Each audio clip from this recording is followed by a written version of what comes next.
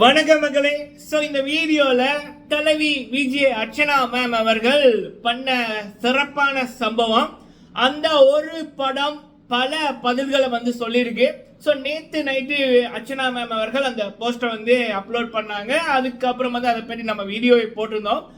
இந்த வீடியோல நம்ம பதில் மூலம் மட்டும் பதில் சொல்ல தேவையில்லை, நம்ம பண்ற செயலே பல பேருக்கு பதிலடியா இருக்கும் அப்படின்னு தலைவர் சூப்பர் ஸ்டார் ரஜினிகாந்த் சார் அவர்கள் ஸ்டைல்ல வேற லெவல்ல தலைவி அவர்கள் சம்பவம் பண்ணியிருக்காங்க.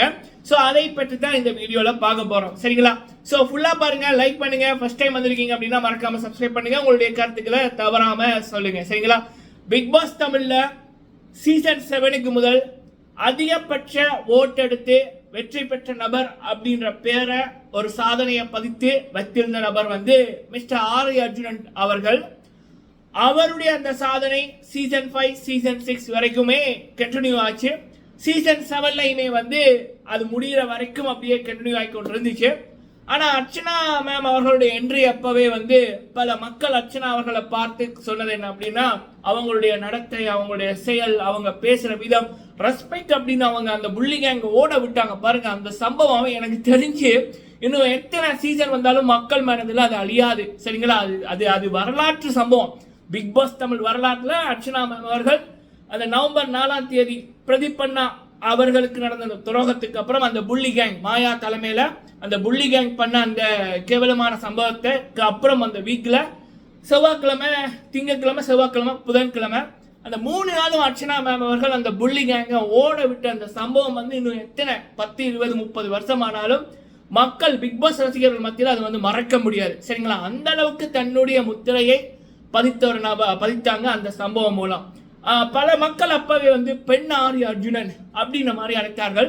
பிக் பாஸ் தமிழ் சீசன் 7 முடியக்குள்ள ஆரி அவர்களுடைய அந்த சீசன் 4 ஃபினாலேல ஹிக்கஸ்ட் ஓட் எடுத்த நபர் அப்படின்ற அந்த சாதனையை விஜய் அர்ச்சனா மேம் அவர்கள் ஆஃபிஷியலி முறியடிச்சிருந்தாங்க.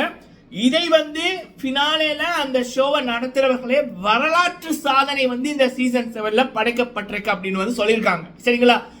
அந்த அளவுக்கு தலைவி அவர்கள் அவங்களுடைய செயல், அவங்களுடைய குணம், அதன் மூலம் பல மக்களின் இதயங்களை வென்றார். பல மக்களின் வீடுகள்ல பிள்ளையா, அக்காவா, தங்கச்சியா குடியிருக்காங்க. சரிங்களா?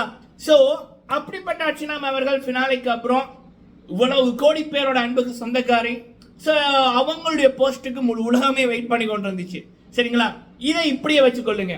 ஆனா அதே நேரத்துல மக்களால கழுவி ஊத்தப்பட்டு மாயா, பூர்ணிமா, நிக்ஷன், ஜோவிகா, ரவீனா, விக்ரம், அக்ஷயா, அனன்யா, விஜயவர்மா, இப்படிப்பட்ட நபர்களோட முகம் வந்தாலே டிவியை மக்கள் ஓஃப் பண்றாங்க.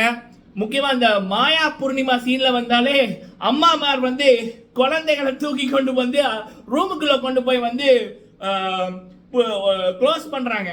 புருஷங்கிட்ட கேக்குறாங்க, அந்த சீன் போயிட்டுதா, அந்த ரெண்டும் போயிட்டுதா அப்படின்னு.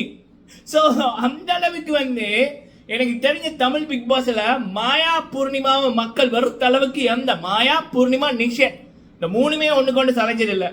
இவங்களை அண்ட் ஜோவிகா, இவங்களை மக்கள் வெறுத்த அளவுக்கு எனக்கு தெரிஞ்ச இந்த 7 சீசன்ல, இதற்கு முதல் நடந்த 6 சீசன்ல எந்த கான்டெஸ்டையுமே மக்கள் வெறுக்கல. ஏன்னா அந்த அளவுக்கு ஒரு பொய், பித்தலாட்டம், இந்த ஒரு ஃபேக்கான ஒரு விடயத்தை சொல்றது, அந்த திமிரை அப்படி யாருமே இருக்கல.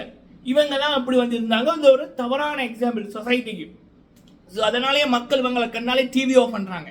அந்த அளவுக்கு இவங்களுடைய நிலைமை. ஆனா இவங்க எல்லாம் குற்றமல நெஞ்சு குறுக்குறுக்கும் அப்படின்ற மாதிரி வந்தோடனே அவங்களுடைய முதலாவது போஸ்டர் பாத்தீங்கன்னா, இப்ப எப்படி தாங்க உத்தமர்கள் அப்படின்ற மாதிரி அகெயின் பிக் பாஸ் வீட்டுக்குள்ள ஓட்டு இல்லாம மாயா 2வது வீக் வெளியில போண்டிய நபர், இந்த பூர்ணிமா 4வது வீக் வெளியில போண்டிய ஆளு, நிக்ஷன் 5வது வீக் வெளியில போண்டிய ஆளு, ஓட்டே சுத்தமா இல்ல. மாயாக்கெல்லாம் ஓட் 6 தடவை நாமினேஷன் வந்தாங்க, 6 தடவை கடைசியிடம். கமல்ஹாசன் அண்ட் மாயாவோட ஃப்ரெண்டு, பிக் பாஸ் டீமுக்குள்ள இந்த ஃப்ரெண்டால தான் மாயா இந்த 3வது இடத்துக்கு வந்தாங்க. எவ்வளவு பெரிய கேவலம் இல்ல? அப்படி இருக்கக்குள்ள இப்படிப்பட்ட நபர்கள் ஒரு சொசைட்டிக்கு, ஒரு சமூகத்துக்கு ஒரு தப்பான ஒரு எக்ஸாம்பிள். இப்படி யாருமே கேம் பிளே பண்ணக்கூடாது அப்படின்னு இருப்பவர்களா இவர்கள். இவர்கள் வெளியில வந்ததுக்கு அப்புறம் இதே பொய்யாட்டம் தான்.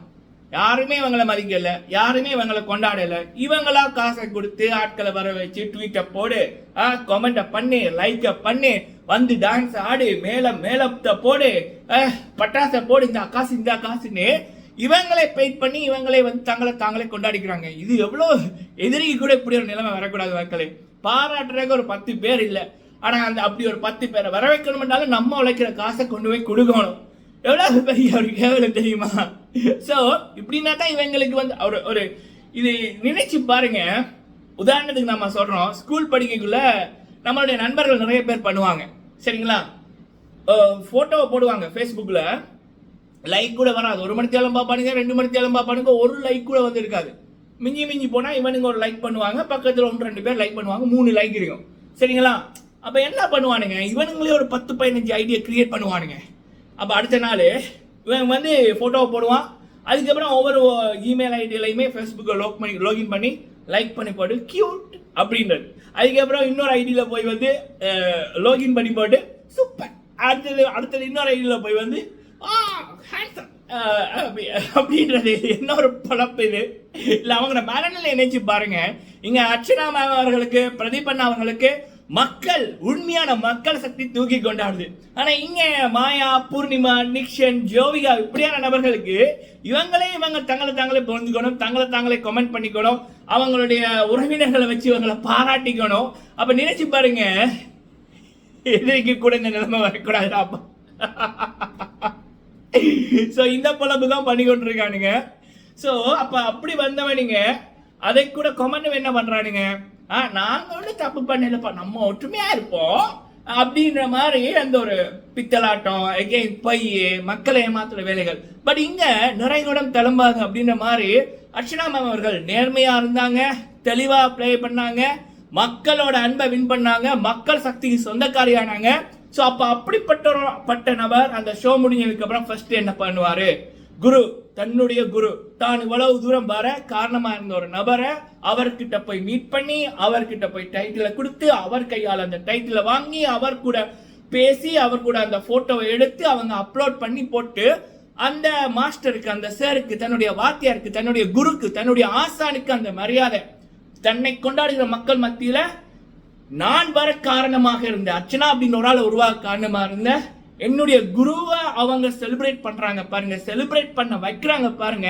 This is a main difference between the real truth and the fakeness. மாயா, பூர்ணிமா மாதிரியான ஃபேக்னஸுக்கும் ஃபேக்கான ஆட்களுக்கும் அர்ச்சனா அவர்களை போல த சாம்பியன், த ரியாலிட்டிக்கும் வந்து இருக்கிற டிஃபரெண்ட் இதுதான். ஸோ அர்ச்சனா அவர்களுடைய செயல் மூலம் பல பதிலடிகள் இப்படியும் கிடைச்சிருக்கு, உலக மக்கள் கொண்டாடுறாங்க சரிங்களா. ஓகே மக்களே, நீங்க இதை பற்றி என்ன நினைக்கிறீங்க அப்படின்றத கமெண்ட்ல சொல்லுங்க. வீடியோ பிடிச்சிருந்தா லைக் பண்ணுங்க. நன்றி மக்களே. நம்ம உண்மையா இருந்தா உண்மையான மக்கள் நம்மளை கொண்டாடுவாங்க. பை பித்தலாட்டம் அசிங்கமான விடயங்கள் பண்ணா நம்ம காசை கொடுத்து தான் என்ன பாராட்டு, என்ன கமெண்ட் பண்ணுன்னு பண்ணணும். ஐயோ. நன்றி மக்களே.